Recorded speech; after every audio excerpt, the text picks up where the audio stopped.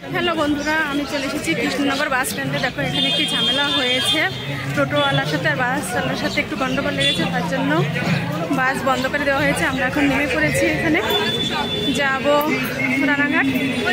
চলো, এখন হেঁটে হেঁটে আমাকে যেতে হচ্ছে বাস স্ট্যান্ড পর্যন্ত।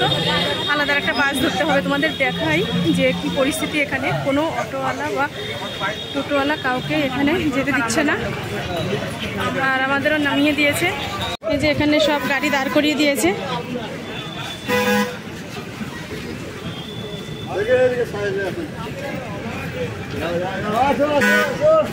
এখন হেঁটে হেঁটে সবাইকে যেতে হচ্ছে। চলো, দেখো কত গাড়ি রয়েছে এখানে।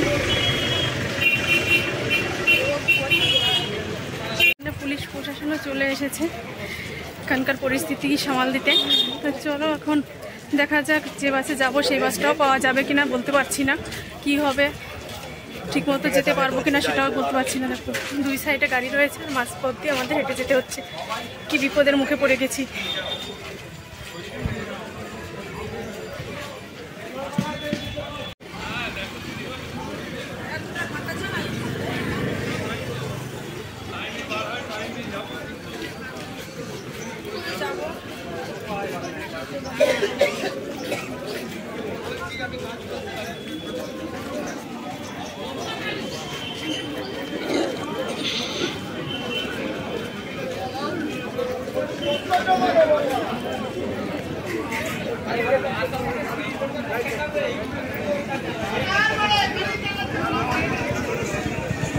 চারিদিকের বাজার খুবই গরম।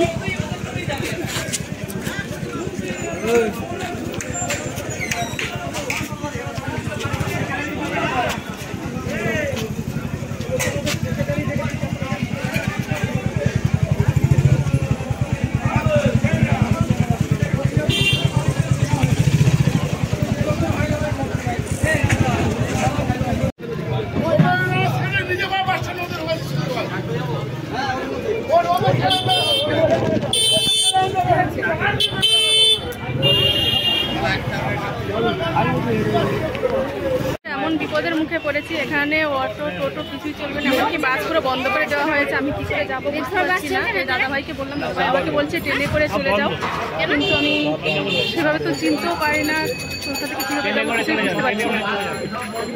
দাদা বলে দিচ্ছে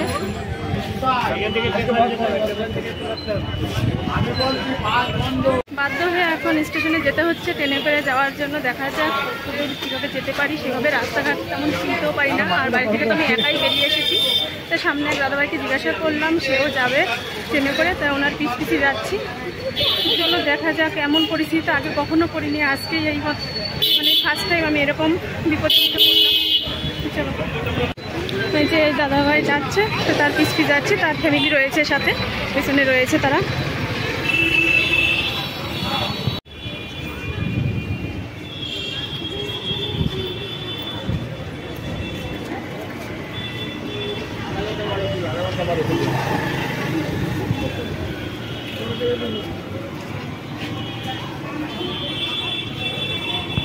দেখো এক এক করে লাইন দিয়ে সব বাস এখানে এভাবে দাঁড় করিয়ে দিয়েছে। দেখো কি অবস্থা।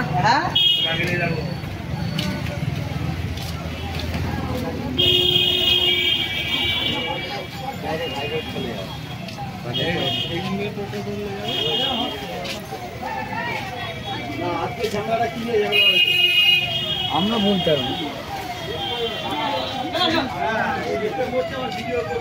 পারি শক্তিনগর স্টেশন, এখন টোটোতে উঠে পড়েছি, এখান থেকে স্টেশনে যাবো শক্তিনগর। তারপর দেখা যাক ট্রেন কখন পাই। পড়ে গেছে, আর কি টেনশনও হচ্ছে, তাহলে একা একা এভাবে তো চলাফেরা করার অভ্যাস নেই। আর এখানেও দেখো গাড়ির পথে জীবন পড়ে গেছে। ভিতরে দাও, ভিতরে দাও, বাস স্ট্যান্ড ভেতরে নেওয়া না। সেই যে রানাঘাটের টিকিট কেটে নিয়েছি কৃষ্ণনগর স্টেশন থেকে, আর আমি ট্রেনেও বসে পড়লাম। এখন এসে দেখছি যে ট্রেন দাঁড়িয়ে রয়েছে, ট্রেনে উঠে বসলাম। এখন একটু নিশ্চিন্ত, ট্রেনটা কখন ছাড়বে জানি না, টাইমটা কারো কাছে শুনতে হবে। যাই হোক, বসতে পেরেছি, সিট পেয়েছি, এটাই একটু আনন্দ লাগছে, একটু মনটা খুশি হচ্ছে। চলো এখন জেনি রানাঘাটে নামি, নেমে তারপরে আবার তোমার সাথে কথা হবে। আর বাড়িতে আমি এখনো কিছু খবর জানাইনি যে আমি আসছি, ছেলেকে এখন ফোন করবো, তারপরে ওকে বলবো যে আমি আসছি। দেখে থাকো, সাথে থাকো। আমার টেনশনে প্রচণ্ড গলা শুকিয়ে গেছিলো, এর জন্য একটা যে ঠান্ডা জল নিয়ে নিলাম, এটা এখন খাবো। তারপর দেখা যাক টুকটাক খাবারও খেতে পারি, সেটা পরে। এখন কিছু খাচ্ছি না, বাড়ি থেকে খাবার খেয়ে বেরিয়েছি। এখন আমাকে ভাত খাইয়ে দিয়েছে, খেটে বেরিয়েছি। এখন অতটা খিদে পায়নি, যদি খিদে পাই যাবে তাহলে খাবার উঠে ওখান থেকে খেয়ে নেবো, কোনো অসুবিধা হবে না। এখন আপাতত জলটা খেয়ে একটু গলাটা ভেজাই, এটাই হচ্ছে শান্তি।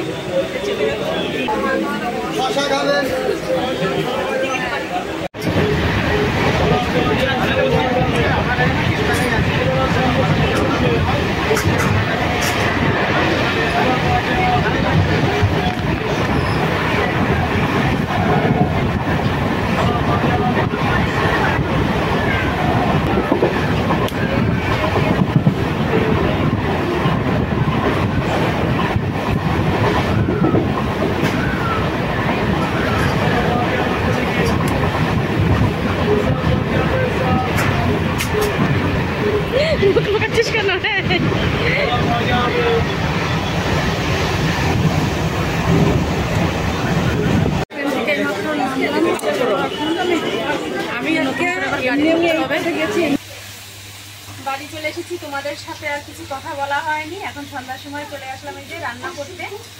আমি আসার পরেই ছেলে যে চিকেন নিয়ে এসেছি সেটা এখন রান্না করছি। আর পেলেন শুধু চিকেনের ঝোল আর ভাত করবো, আর কিছু করবো না। আর এদিকে আমার দুই ভাইজি এসেছে, ওরা ঘরে বসে রয়েছে। আর আমার বড় ভাইজি গিটার বাজাচ্ছিল, দেখে আসো ঘরে গিয়ে যাবো।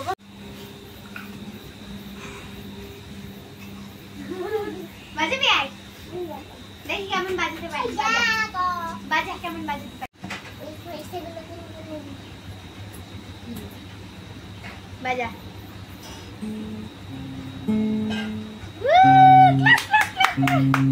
দেখো স্পেশাল আমার জন্য আমার ছেলে লেগ পিস নিয়ে এসেছে, দেখেছো? দেখো, এলেই বলছে মা এটা তোমার জন্য এনেছি। খাওয়া দাওয়া সেরে বাজারে গিয়েছিলাম কিছু কেনাকাটি করতে। আমার মায়ের তো আগামীকাল কাজ রয়েছে, বাৎসরিক কাজ, তাই ভাইদের কিছু জামা কাপড় দিতে হবে, এর জন্য যে নিয়ে এসেছি। কি কি এনেছি তোমাদের একটু বলে দিই, খুব শর্টে বলবো। এর মধ্যে রয়েছে প্যান্টের পিস, বাবার জন্য নিয়ে এসেছি প্যান্টের পিস। এটা রয়েছে প্যান্টের পিস, এটা দেখানোর কিছু নেই। ওর মধ্যে প্যান্টের পিস, আর সেটার মধ্যে রয়েছে এই যে ছোট ভাইয়ের একটা গেঞ্জি, খুলে দেখাবো না তোমাদের, এমনি আমি প্যাকেটের উপর থেকে একটু দেখিয়ে দিচ্ছি।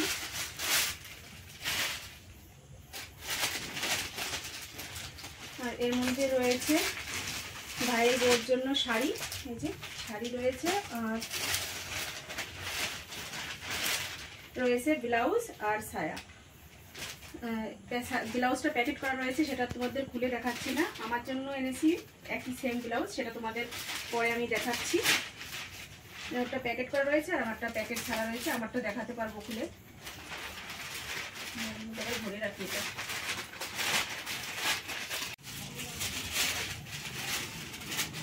আর এর মধ্যে রয়েছে একটা গেঞ্জি, এটা হচ্ছে দাদার গেঞ্জি, সাদা কালারের এনেছি গেঞ্জিটা। আরও অনেক গেঞ্জি ছিল, সেগুলো সব গত বছরের গেঞ্জিগুলো দেখিয়েছিল, এর জন্য ওগুলো পছন্দ হলো না, কারণ সেগুলো দেখে এসেছিলাম আগে, সেটা পছন্দ হলো না বলে এটা নিয়ে আসলাম। আর নিয়ে এসেছি এই যে একটা আমার ছেলের জন্য একটা গেঞ্জি।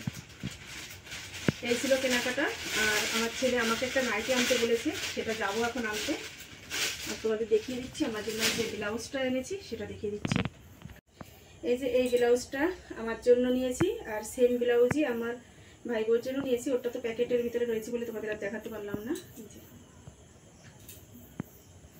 এই ছিল আজকের কেনাকাটা আমাদের। আর তো আসার পরে সেভাবে তোমাদের সাথে কথা বলতে পারিনি, ভিডিও করতে পারিনি, কারণ বাড়িতে প্রচুর কাজ ছিল, সেই কাজগুলো সব করতে হয়েছে। তা কি কি করেছি একটু বলে দিই তোমাদের মুখে।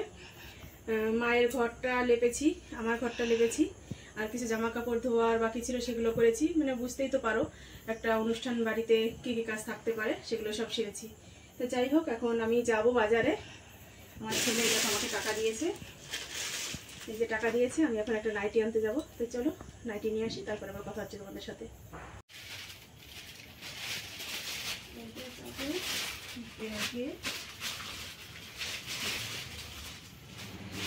বাজার থেকে বাড়ি চলে এসেছি, আর এই যে নাইটিটা নিয়ে আসলাম। হাটের একদম শেষ সময়, এর জন্য সেরকম বেশি দেখাদেখি করতে পারিনি। তো এই নাইটিটা টানানো ছিল, সেখান থেকেই পছন্দ করে এটা নিয়ে আসলাম। কেমন হয়েছে তোমরা কমেন্ট করে জানিও।